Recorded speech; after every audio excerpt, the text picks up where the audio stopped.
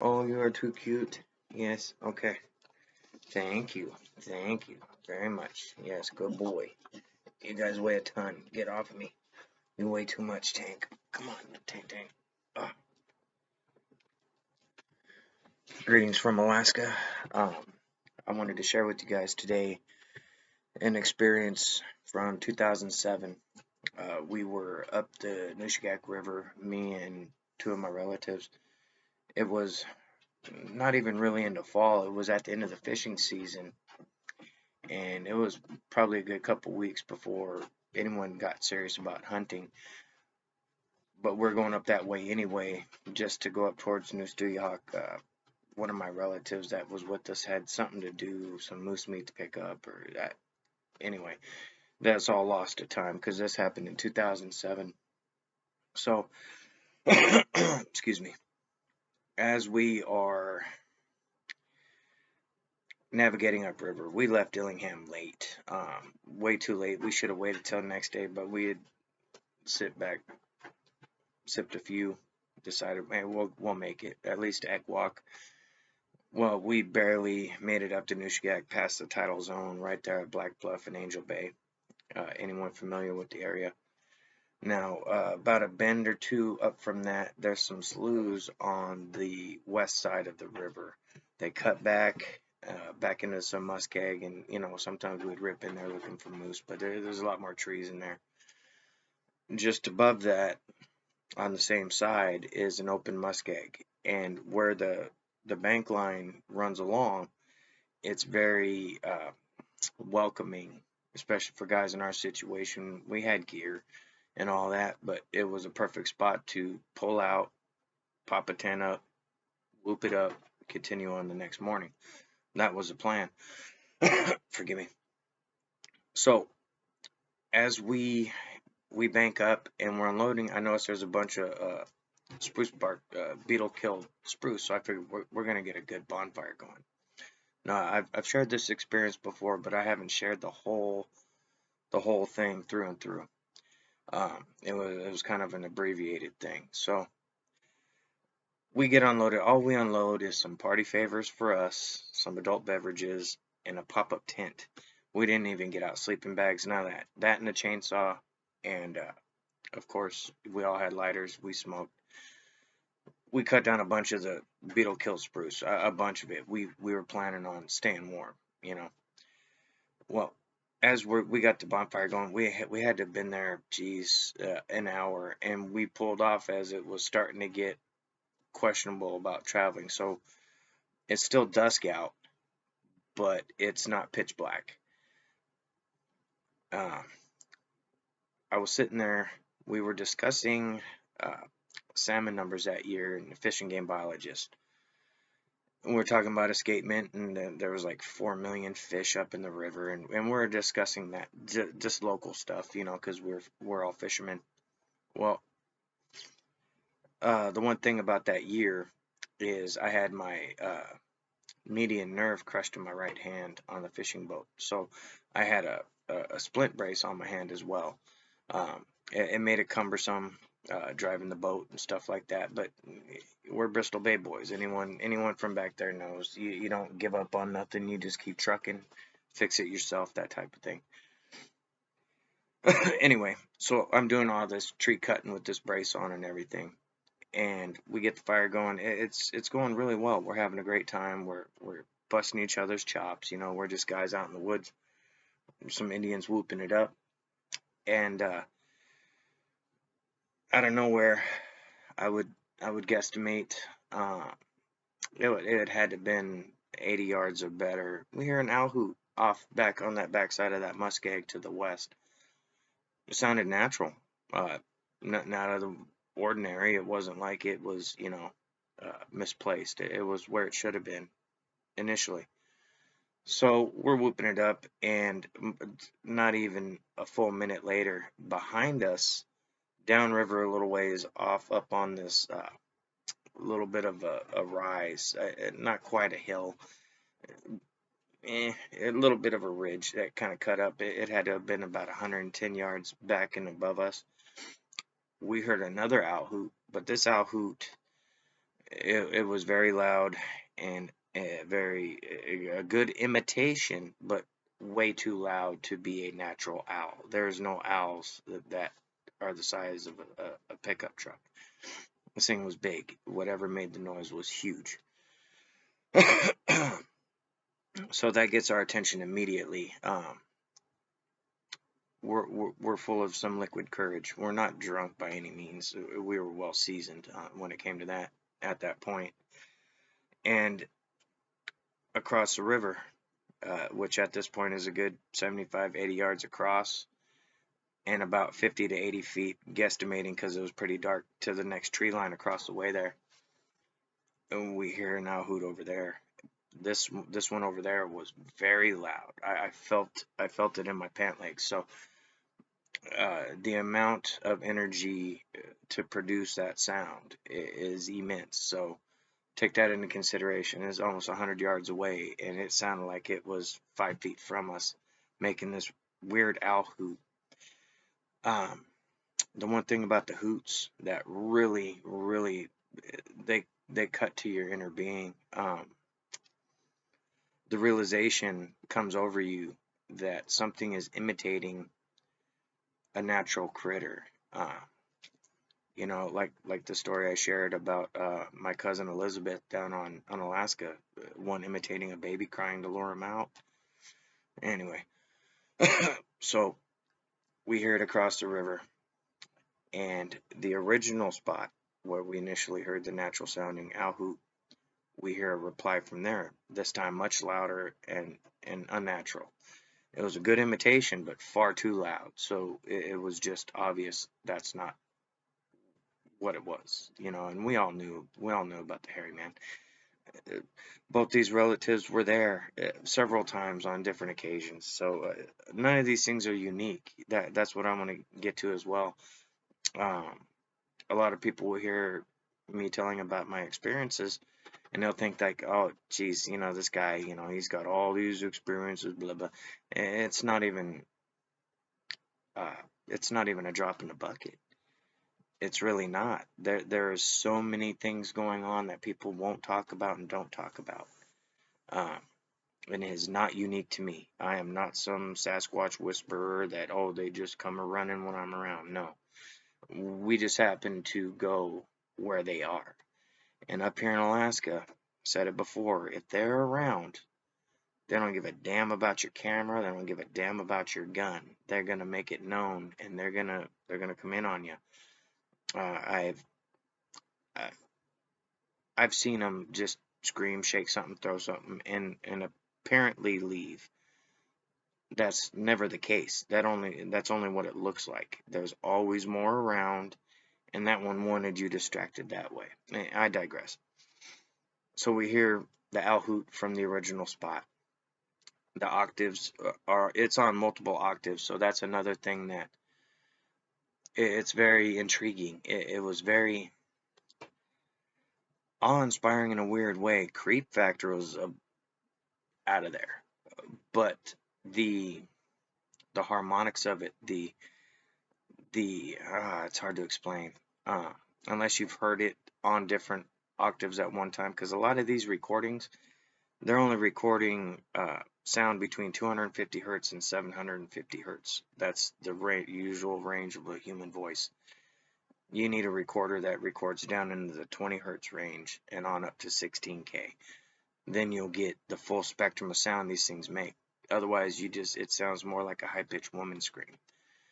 Anyway, so we hear that unnatural hoot, and all our hair is on end already. We already know the business. We know it's the hairy man. There's more than one.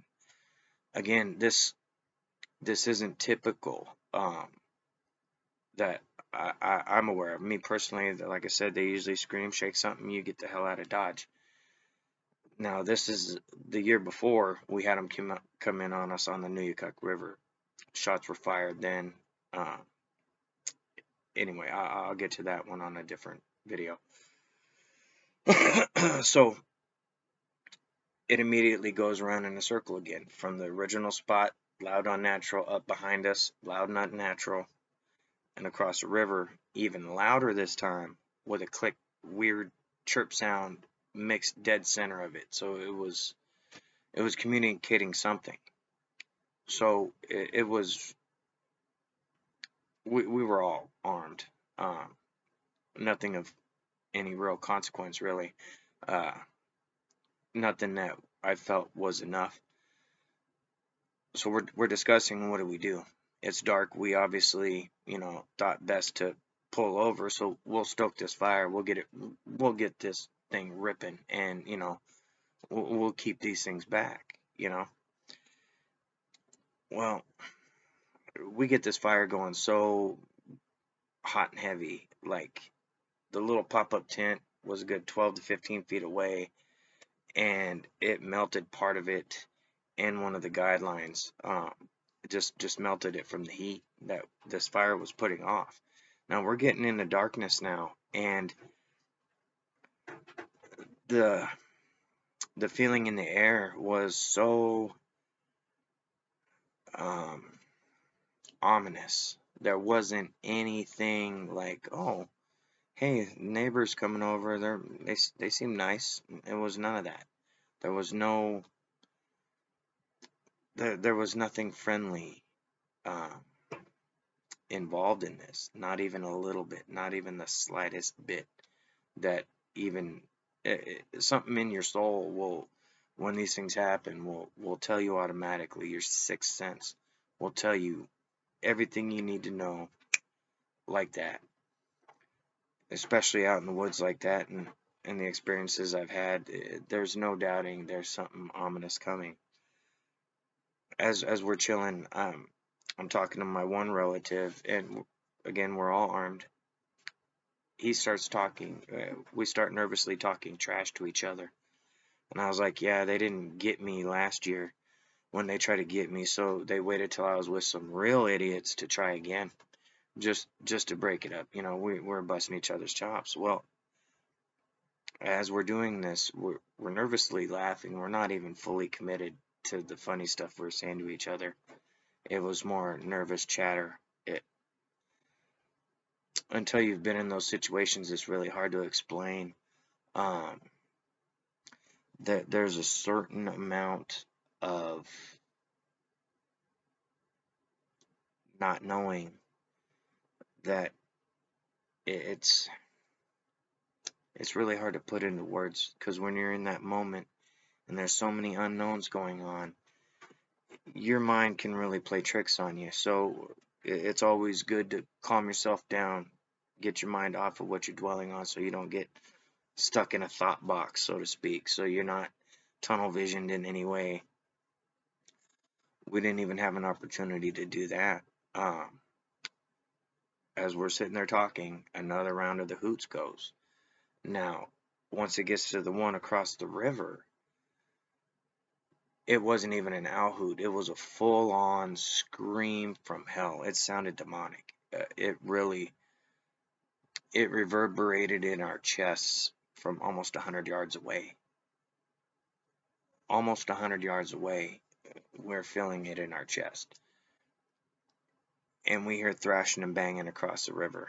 Now, at that distance, you can hear stuff, but we have the sound of a moving river, which we weren't honestly hearing at that point.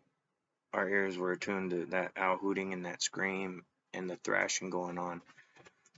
Well, we were just at the downside of a bend, and this bend went up above us and then cut off to our right, back to the east before it hooked back around, back going west. We're armed. Yeah, we got a little sauce in us. We're feeling braver than we would have without. It was still, it was very, uh, it was beyond creepy. So once the thrashing is going on, we hear a splash in the river up above where we can't see. Now it's a big splash. At that point in the river, it's still got to be a good 60 yards across. It's the Nushagak River. It's deep, especially that low down on the river. So we're discussing, okay, anyone see anything? At this point, we're looking around. We want to see if there's movement across the muskeg. We want to find our flashlights, anything of this nature, and get all our gear closer to us. Thankfully, all we had out was that pop-up tent, our firearms, and a little uh, party bag inside the tent, which basically had our adult beverages in it. And I think that there was ammo in that bag as well for one of the shotguns in the skiff. So, we felt relatively comfortable after the splashing in the river and this thing. We heard something going on upriver, but it was getting dark at this time, like darker than, the most of the light we were getting was now reflection from this big fire we had going, which was raging hot. Um, it had to have been a pile 3.5, 4 foot tall, a good 6-inch diameter. It was like a big little, it was a big fire. And it was in the open. It wasn't in danger of catching anything else on fire. So this noise up where it had crossed the river, uh, another scream happened. This scream was short, and it was almost like it stopped its scream and started the owl hoot. This owl hoot had this uh, kind of click popping sound. Uh, Man, I wish I could repeat it. I hope to record it at some point. Very, very creepy. Uh, the popping noises and it was almost like a more click poppy sound like a squirrel would make with its chatter. How they squeal at you with that. Anyway, it was that mixed in with the hoot, and it was prolonged. Every bit of 15-20 seconds, and very loud, almost identical sound to the original spot where we heard the natural hoot originally, or natural sounding hoot originally. And then it went in a circle, those three. So now things have definitely stepped up a level because one of them's moving to our side of the river. Couldn't really tell if the other two had done any movement until the next round of screams where it'd come out of the river. It was a little further down. I would say, originally it was probably a good couple 100 yards away from us. The second volley of screams, I would say it had cleared half that distance, so it was still 100 yards away, I would say.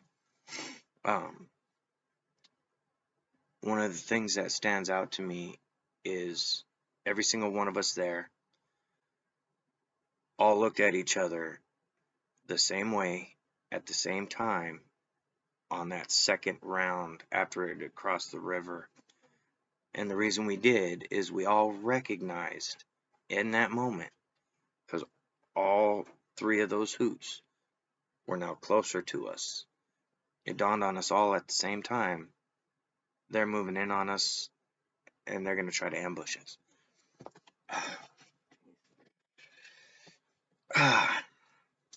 It's hard to express what it's like feeling like food. I felt it the year before. It's the first time in my life I ever felt that primal fear. What was going on in those moments reignited that heart pounding, really concerning, because I knew there was nothing good that'll come of this. Not even a little bit. Um, we had a fire, a big fire. It hasn't stopped them. Every volley of hoots, they appear to get closer. So briefly after that, we all decide, okay, we're going to get back to back, kind of like a little triangle, give ourselves room to swing rifles whatever direction, and each of us will be pointing a direction we heard an owl hoot the last time. Great idea. We're sitting there for a little bit, and things get real quiet, deathly quiet. There was some branches cracking in the distance, nothing that we could pinpoint an exact direction, because when you got tree line that wraps around this meadow, something breaking back behind you could sound like it came from in front of you. So trying to listen and pinpoint that exact sound, it can be nerve-wracking because you can't pinpoint it. So we're doing that. We're whispering to each other. I think this sound came from right around the corner of this muskeg. So let's be aware. Look everywhere though. Let's not all focus over there. I don't want something coming up. And we're not too far from the riverbank, so there's open, just grass, small little scrub brush, maybe some little alder willows, nothing over a foot tall, except the grass was a little taller, but it wasn't like all grown in and a bunch of shrubs and all that kind of garbage. It was pretty open, and we could see down along the riverbank a good, I don't know, I'd say 80 yards or so. And then the tree started, and then it cut back off into the muskeg. Well, as we're sitting there, another volley of hoots. During this volley of hoots, they're all at the same time instead of one after another. They're almost in this chorus of ooh. We're all whispering to each other, "Hey, we should consider leaving. We should, And my other relatives like, well, I think we should add more logs to this fire. Now we're almost melting the brims of our hats from this damn fire. It is raging hot, and I didn't want to deal with any more fire. Well, it was suggested. I think I suggested it. I said maybe we should consider anchoring out in the channel in the skiff and at least have water around us. Well, we were discussing this when another volley of hoots happens, and between us and the riverbank, we heard something big and heavy walking. This is within 25 feet-ish, roughly, give or take. We hear this sound. Whatever it is, we have enough firelight, we should be able to see this damn thing. We saw nothing. Not a thing. What do you shoot at? What's your target? You just can't start popping shots off like that. With nothing to shoot at. It's different if we had a target. I'm sure we would have opened up on it. We're dumb. I'm not saying it's right. I'm just saying that's what we would have done. So we can't pinpoint the sound. We're looking for anything moving to make this noise. There's nothing. Moments pass. We're discussing what the hell to do, because now we're very motivated for my idea of anchoring out in the channel. Very motivated. We're discussing how to go about it. Leave the tent. We'll get the party favor bag. We'll get the important stuff. Screw the tent. It was junk anyway. It's half melted now because of the fire. It wasn't a big concern. My one cousin was just worried about making sure we had our R&R, our rich and rare. Yeah, like we needed it. But so as we're discussing this, we could feel the footsteps. We could feel it. Something was moving around and we couldn't see it. And by the sounds that was going on, we should have been able to see this thing. There was no shimmering like the Predator or none of that. We just couldn't see it. We all have 1,000-yard stare. We're subsistence hunters. We'll see movement on a mile, a couple miles away on a mountain, looking for bear. We were raised training to keep your eyes open for that kind of stuff. So that was the last straw on the camel's back as far as getting the hell off that riverbank. We didn't have enough firepower anyway. I mean, the year before I put 3 shots on one of these things, it didn't flinch. We had nothing better on this trip. I wasn't gonna. It wasn't anything I wanted to be a part of. So we gather up our stuff.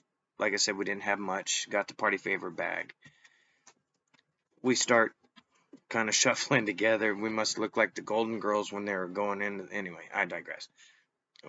We were scared. We were grown men scared as hell, is what it boils down to. None of us were heroes. None of us were brave. We had guns and didn't want to use them. It was creepy and scary. I'm just being honest. I got nothing to prove.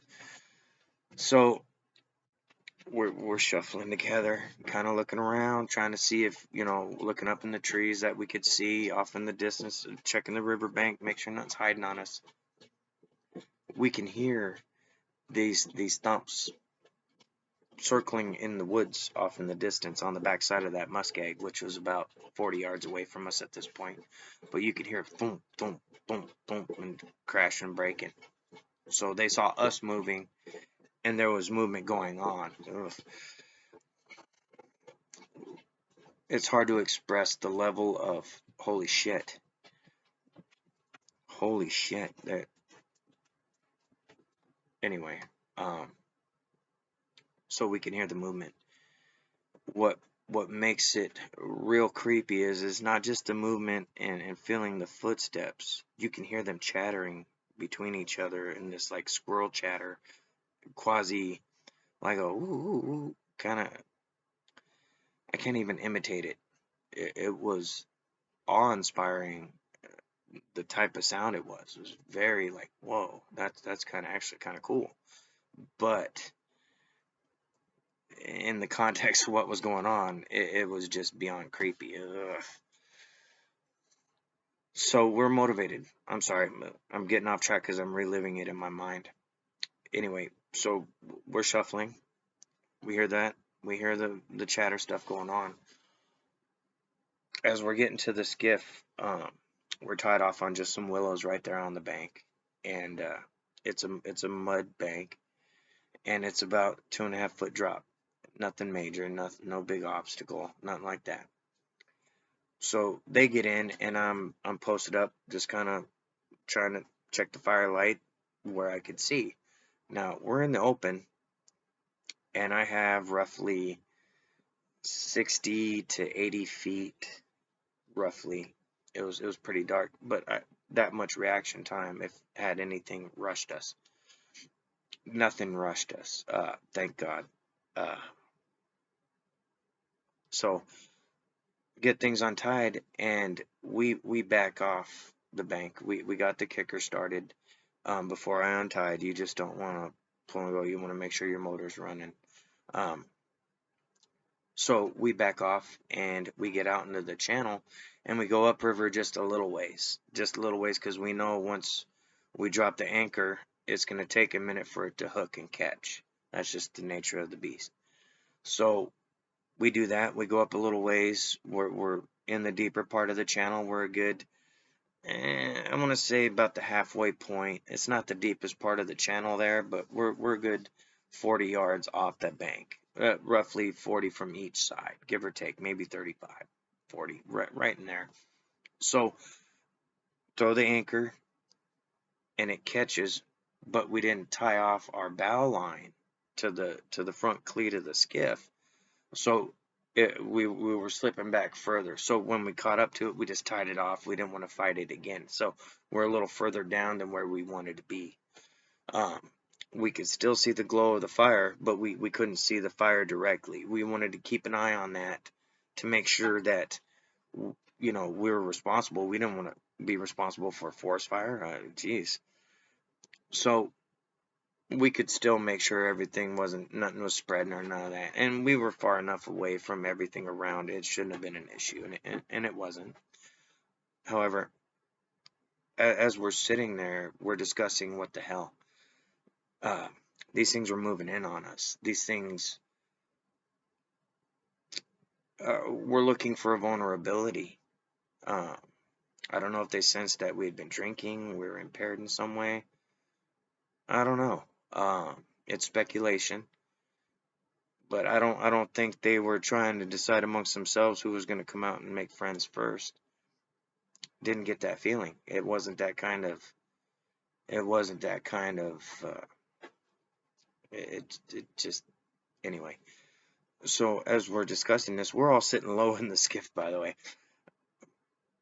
I don't know why they whatever it was could easily see. Oh, there they are, right there in that skiff. We were just kind of low trying to. Anyway. Honestly, we were scared shitless. We were fully armed, fully grown men with liquid courage. We were scared shitless. We didn't want to be right where we were. It was just anyone been up here in Alaska knows you don't want to be dicking around on a river at night. The water is cold year round. There's no good swimming time. Period.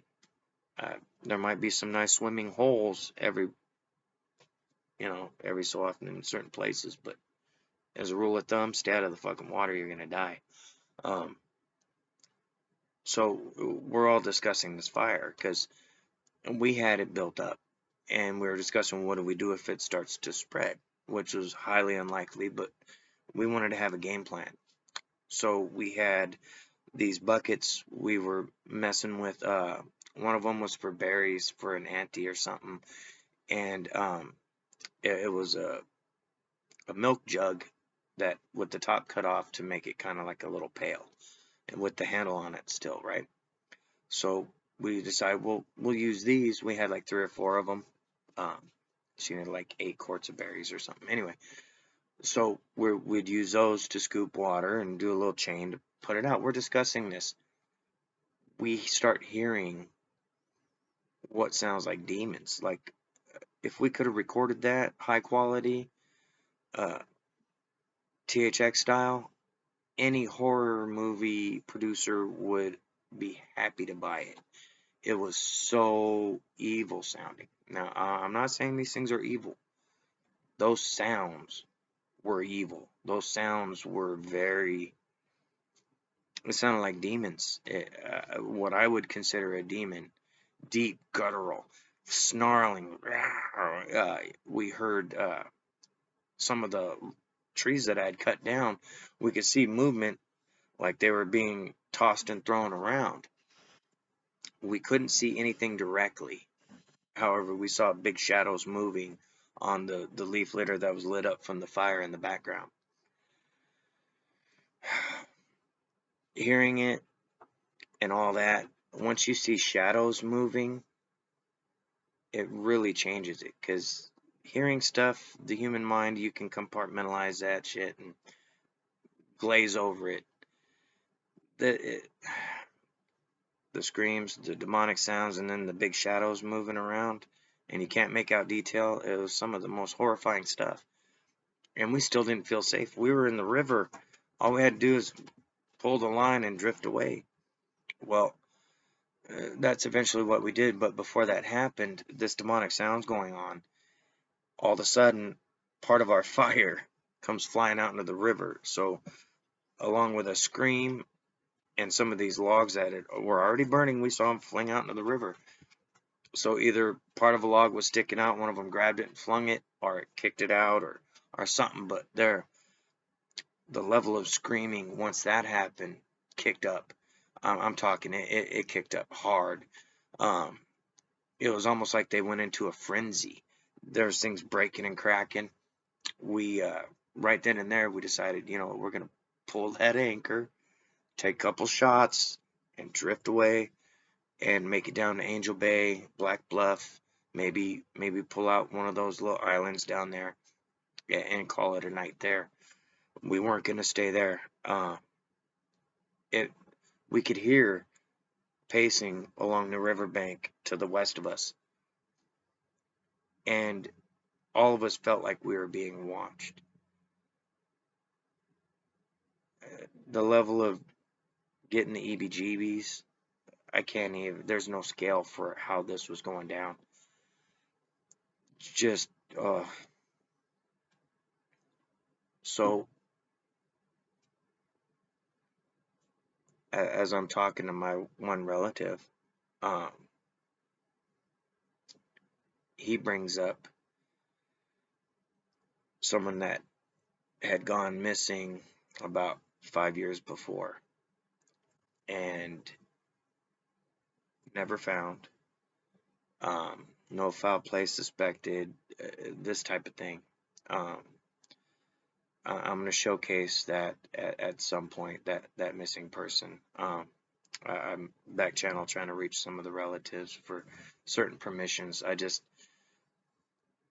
Certain things I don't want to tag on to people when they're not here. You know what I mean? So I wouldn't want to say the hairy man got him without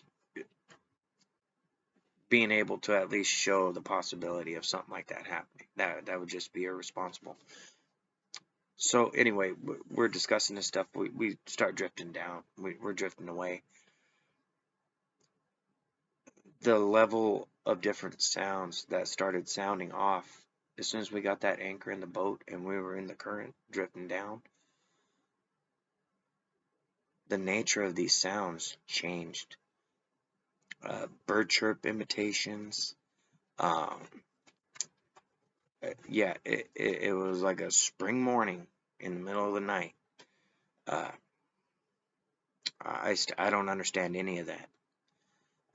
Heard the owl hoots many times. Heard that chatter along with it a couple times. That was the most prevalent one. There are so many unknowns with these things, and I'm not saying be scared every time you go out. I'm saying be aware. I personally don't feel they are our friends. Um, that's me. That's just my experience. And so many others here in Alaska, they don't have happy-go-lucky experiences like they're our friends.